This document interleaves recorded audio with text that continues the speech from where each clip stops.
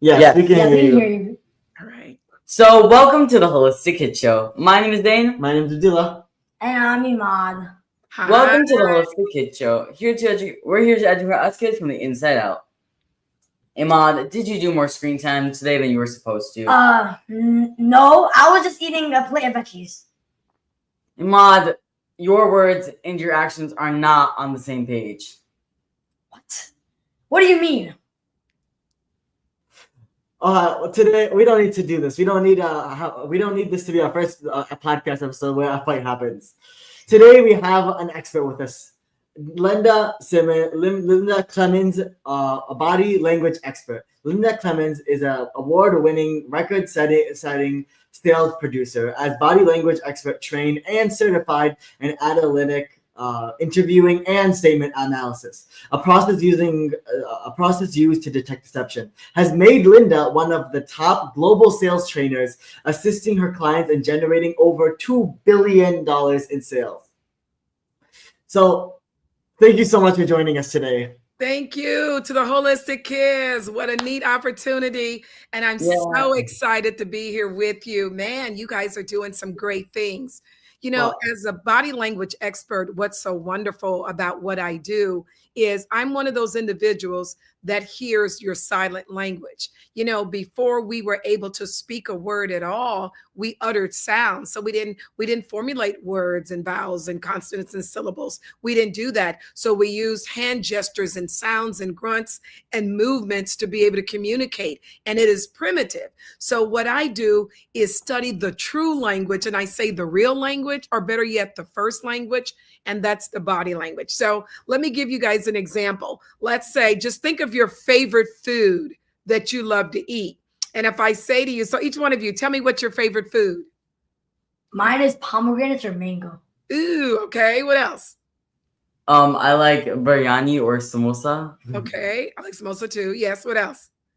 Samosa and I like oranges. Okay, so let me ask you this.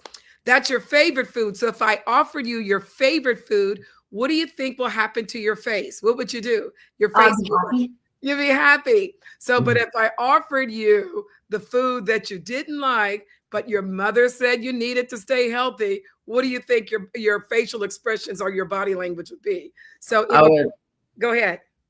I would probably be like, not. Yeah. That kind of thing. So, but you don't even have to say a word. So let me give you an example. Have you ever been in a situation when you say, okay, everyone, we're going to play, we're going to win this game. So notice my hands. My hands are opened up. My arms are spread open. I'm exposing the heart area. And we're saying, okay, we're going to win. Everybody, we're going to play. We're going to win. We're going to win. So all of us are going like this. But there's one person in the group that's going like this, with the arms folded. So think about this. When you fold the arms, it's like a door to your heart. You're closing out entryway for anyone coming in. That's what someone says, what's the matter with you? You don't want to play? You don't want to be a good sport? Because the arms are folded. Think about a time when you've got upset with your sibling and they say, come on with us. No. So your nonverbal communication says a whole lot of things even before you say a word. Wow. Isn't that neat? Isn't that neat? You think about that? So yeah. And so here's something for your audience. Think about this. We've got 43 facial muscles in our face.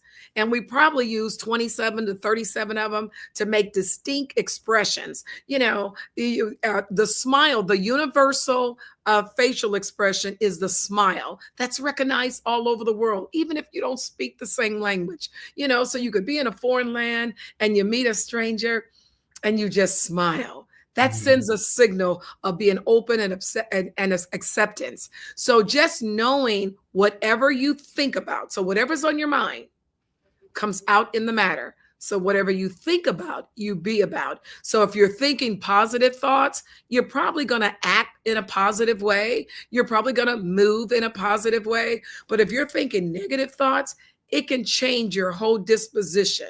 You know, it changes your mood, and often it changes who wants to be around you as well. So body language is so important. So you guys go ahead and ask me a question. So why did you want to go into this? Like, tell us your story. Yeah. Okay, so let me tell you, I've been in sales all of my life.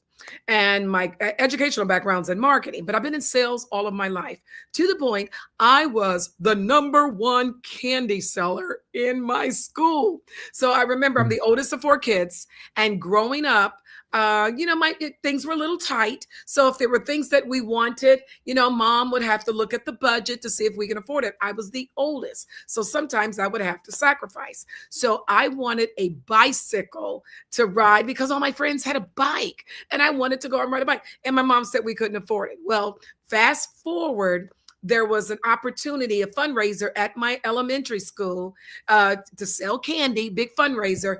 And the first prize was a bike. Oh my gosh, a bike. Boy, I was motivated. Got my mom to sign the release, signed up to be able to do the competition, or in other words, sell the candy.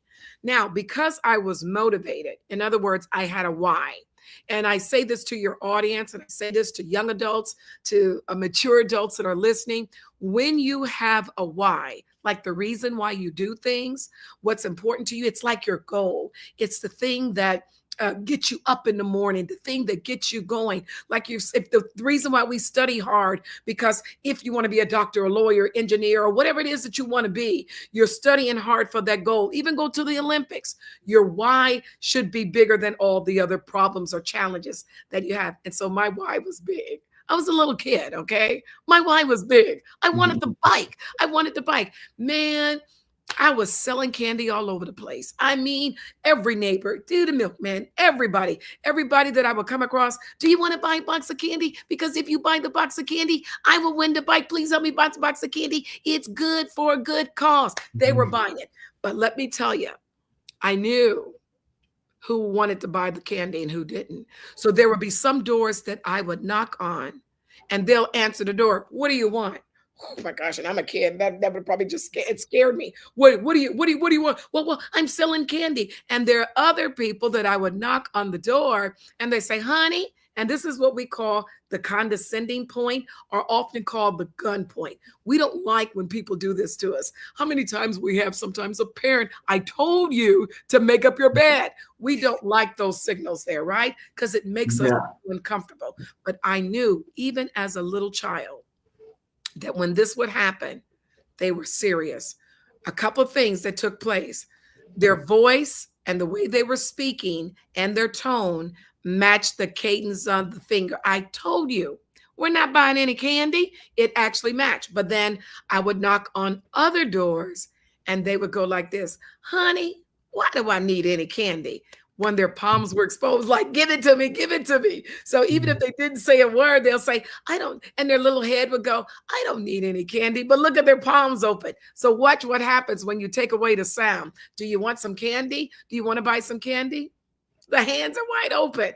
So reading the nonverbal cues was so important. And I realized that there was a consistency. And then later on, I had the opportunity to be trained by some of the best behavioral experts in the world in a boot camp in the mountains, which was so great. So it allowed me to hone in on my skills. And I've been doing it a long time, longer than you guys have been born. That's how long I've been doing it. Add all your ages together, it's that long, probably. So I'm excited about that.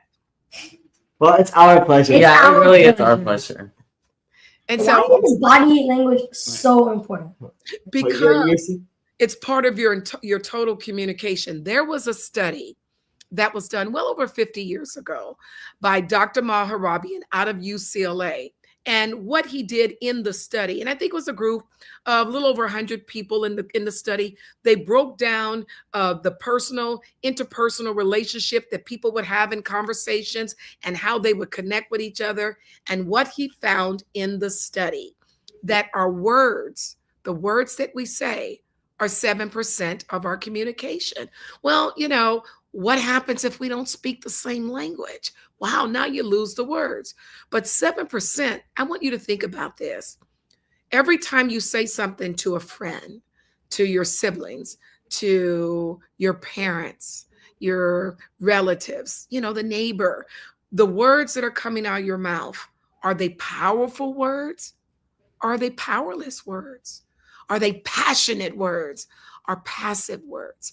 Are they potent, fired up? Or are they poison? There's some people that can say some really mean things that they don't even have to punch you, but the words can hurt you. You ever had someone, you guys, say something that kind of hurt your feelings? That's the power of words. So if the words are 7% in the study, the tonality was 38% of the communication. So remember, there's a saying that goes, see if you know it, if you've heard it before. It's not what you say, but what you It's think. what you do. What you do. okay? It's not what you say, but how you say it. Remember that phrase? Okay, that so phrase is not what you say, but how you say it. But I think I've got a better phrase. It's not what you say or how you say it. It's what they hear. And think about this. So watch this. I'm going to say it. I'm going to say something 2 different ways. And I want you to tell me what you hear based on how I'm going to say it. So the first one I'm going to say, listen to me.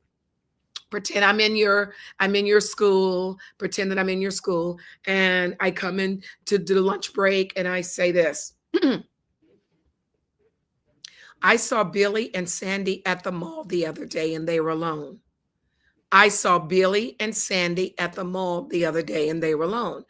Just those words and the tone, you're going to say, Linda, big deal. Get a life. People go to the mall all the time. But what if I said it like this and my body language complimented it like this? Watch.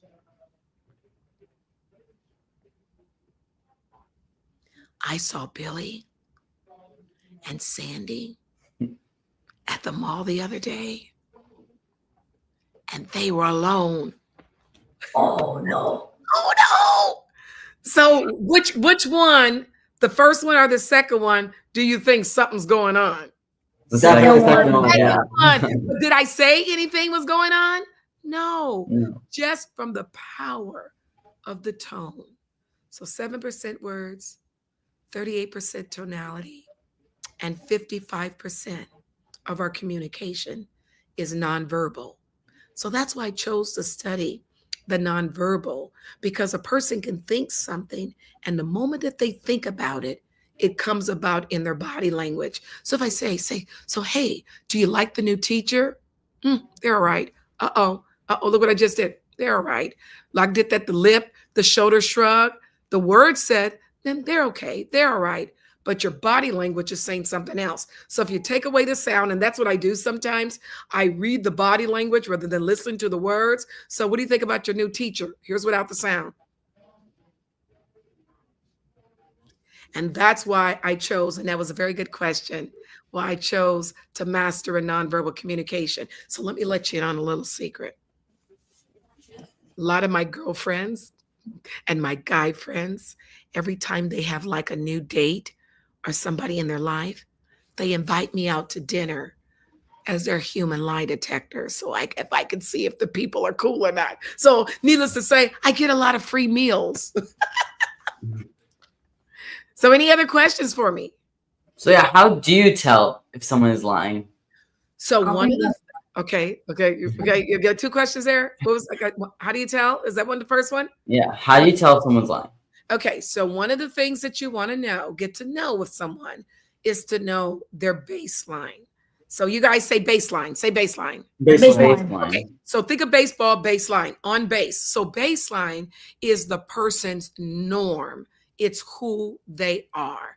It's their normal. So if I say, man, this person comes in every day and they just go get coffee and donuts. Oh my gosh, well, that's who Kevin is. That's who Linda is. So when you know a person's norm, you are siblings, you know each person's baseline. You know when your brother is upset. You know when something happens at school, even though they don't say anything. So that's a person's norm. So when someone is sharing some information with you and they're comfortable and you have the rapport built up, and then all of a sudden you ask them a question that probably makes them uncomfortable, or they don't want to get someone in trouble, you'll notice a shift in their movement, their eye contact.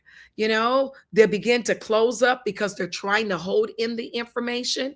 And the other thing that you want to remember, when someone is being truthful, and I'm not talking about if someone has emotional issues or mental issues, neurodivergent or anything like that. I'm talking about someone normal, healthy, or what have you.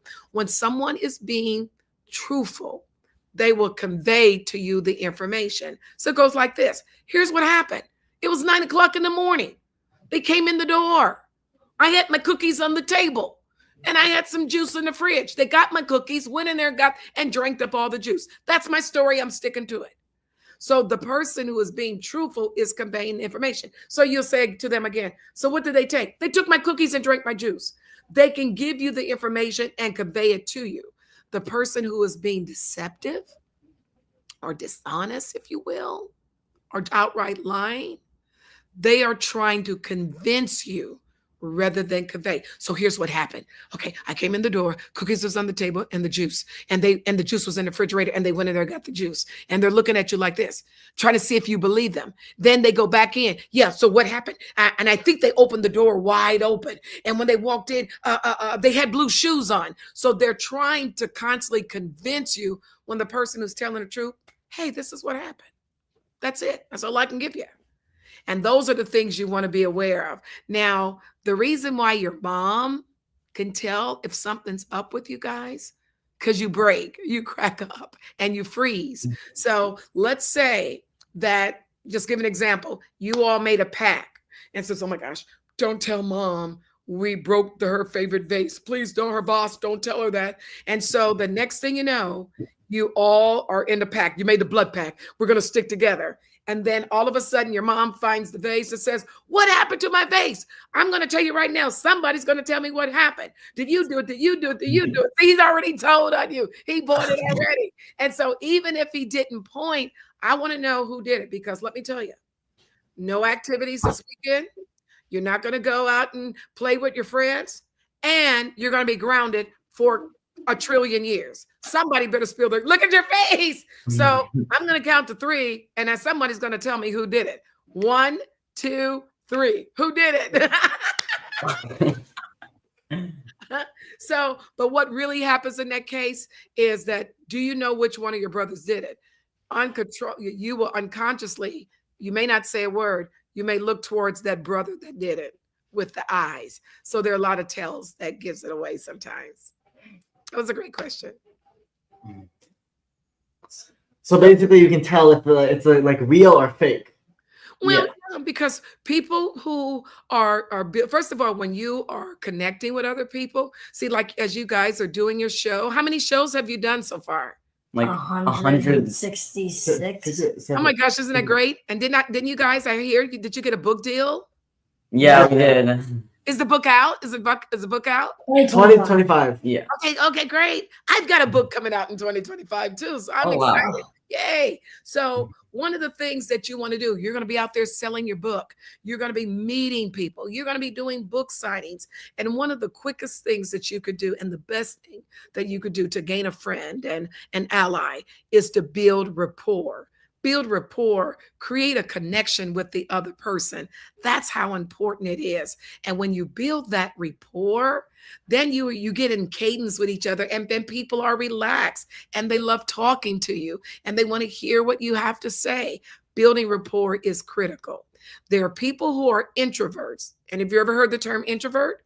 Okay. Yeah. Yes. They're more apt to be one-on-one, a little bit more private, not necessarily shy, but a little bit more one-on-one. Those are your introverts. And by the way, introverts do very, very well in sales because they're good one-on-one versus the extrovert. They could do great in sales too, but they're more outgoing.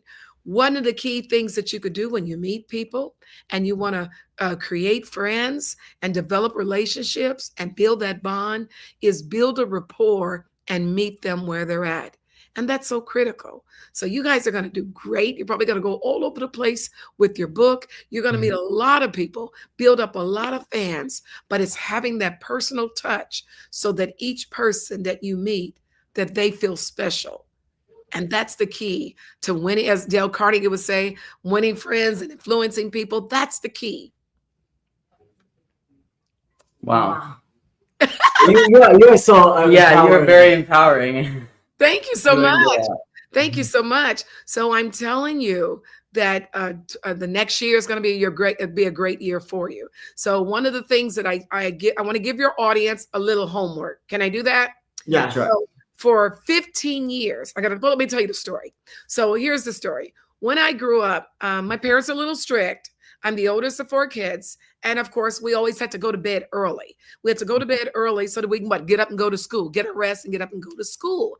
Well, I had a lot of energy. Can you tell? I got a lot of energy now as an adult. So can you imagine? I was like, wow, as a kid. So what that means is I wasn't sleepy when it was time to go to bed. So once everyone was asleep, I looked around, made sure everybody was asleep. Then what I would do, I would get up in the middle of the night and I would turn the TV on and watch television with the sound off. And I would be laughing at my pillow because I didn't want to make a noise. But here's what it did for me. I did it a long time. It became such a habit that I did it for 15 years, even when I went off to, high school and then later on to college, because I was able to watch TV, chill out in the bed, and actually watch the TV with the sound off. Now, I did that for 15 years. Of course, I turned the sound on now because that was then. But let me tell you what it did for me. I was able to watch the nonverbal cues. That's what we call moves, the body language. We call them cues, CUES. I was able to tell, oh my gosh, he's breaking up with her. Oh my gosh, he's doing this. Oh my gosh, she's doing that, simply from their body language. And I mastered that. Why am I telling you this? I want your audience, you guys do it too. This is the holiday time. What is that? Christmas, the Home Alone kid. I always like to watch that. As a matter of fact, he's going to be in our town doing a talk, But what I want you to do is take your favorite movie. This is for everybody that's listening and watching. Take your favorite movie that you've watched, 3 or 4 times. Get some popcorn or whatever snack you like to eat when you're watching a movie, and watch that entire movie with the sound off. You're going to see things that you've never noticed before. And you're going to think, oh my gosh, I can't believe that. How come I've never seen that before? Because you were so busy, the auditory, tuning in to what they're saying, you weren't watching the other movements unless they were abrupt. You saw the movement when someone was creeping around and doing that, but the other subtle movements. And that's going to help you and your audience work on your observation skills. So we got a few more minutes left, about 4 or 5 more minutes. Are there any questions? Tell me what you learned from the conversation here. I did most of the talking. Now let's recap your key points. Before we recap your key points, I just want to ask, how, for kids, like for us and kids all around the world and our viewers, how do you improve your leadership skills? Because leadership is all about communication and effective communication. So what advice would you have, especially people that are starting to try to be leaders? One of the things that I suggest that all leaders do is, number one, it is so critical that you understand and be a compassionate leader, and a servant leader, and a leader that also knows how to lead in front and behind. Now, when I say a leader that leads from behind, that means you are in there with your team. You're in there with your company. You're in there. You're walking the floor. You're saying hello. You're connecting with people. You're listening to problems. And you have to be that leader, knowing the difference between right and wrong and having integrity in the business. It is very, very critical. And most leaders have a lot of confidence, great, influential and persuasive leaders. They're very charismatic. So you may have to work on your interpersonal skills as well as your EQ. There is a couple of books that I want your audience to get, in addition to your book that's coming out next year and my book that's coming out next year. But in the meantime, check that out. 2 books that I want you guys to get. 2 books I want you to think about. The Power of Habit by Charles Duhigg. And it's been a New York Times bestseller. It talks about the science about why we do what we do and the habits that we have, how you can take bad habits, replace them with good actionable habits, and the science behind that. And the other book that I would love for you to get, and great for all leaders, is Emotional Intelligence 2.0. Your IQ can be as high as Einstein, but if your EQ, your emotional intelligence, is low, you will not be able to be a great leader because you won't be able to empathize and put yourself in the shoes of the people that you serve. So that's your reading. That's your reading assignment, in addition to watching a movie with the sound off. And that's a good start for you guys. And I got to tell you, it's been a plum pleasing, peachy pleasure talking to you guys. Well, it really is our pleasure. So remember to go definitely do Mr. Clemons' homework, because emotional IQ and is all about, and empathy is really important to have a healthy lifestyle and have healthy relationships. Absolutely. And tell all your listeners they could follow me and get some more videos on my Instagram at Linda Clemons. And it's Clemons with one M, Clemons. And they can see some videos on there and demonstrations I think you'll enjoy. Definitely go check that out, right, Dad? That would be okay. So now let's recap your key points. Your actions can speak louder than your words. The nonverbal communications are so important. Your body language is part of your total communication. The words we say are 7% of the communication. 55% of the communication is our nonverbal communication. It is not what you say, but it is what you hear. But what they hear. Yeah, what they hear. Yes. Everyone, make sure to do Miss Linda's homework. Take your favorite movie and watch the entire thing with the sound off. You'll see things that you've never seen before. It'll also help you be good at nonverbal communication and other observation. In a world where us kids are stuck on our devices, we may be more social but lonelier than ever. We need to get out of our silos and work on our interpersonal skills. Check out the books that Miss Linda said and pre-order Miss Linda's book today, along with our book. That's like, like Zan said, loneliness is affecting teens and adults and everyone all over the world. And a lot of it is because they can't communicate. Mm-hmm. And the best advice for someone that wants to help with their loneliness is to go out in there and practice, right? Because the best way to become a better communicator is to actually practice being with people. What do you think, Ms. Clemons? Absolutely. And if you don't want to be lonely, go find someone else and connect with them. That's how you do it. Reach one, connect with one, and teach one. That's how important life is. And I got to tell you, life is too short. You know, tomorrow's not promised. And what we have is a treasure that we have today. So ask yourself, how can I go out and add value to someone else's life? Because the moment that you add value to someone else's life, you add value to yours. And I thank you guys. You're so inspirational. Thank you so much. So this was so amazing. We are so thankful for your wisdom and time today. So thankful. This was such a huge honor. Thank you, everyone, for tuning in. Until next time, I'm Zain Sari. I'm Abdullah. And I'm Iman. Follow my channel on social media, Holistic Mom D, and look out for our book, The Teen Health Revolution, coming up September 2025. Definitely go check that out. Yeah. Kids need to learn from other kids. Please download our podcast on iTunes and leave a review so other kids and families can benefit. We need to create a healthier future for all of us and the planet. Join us next week for another episode of the Holistic Kid Show, where kids are empowering kids. Thank you, everyone. Actually, join us tomorrow because we'll be doing another episode tomorrow.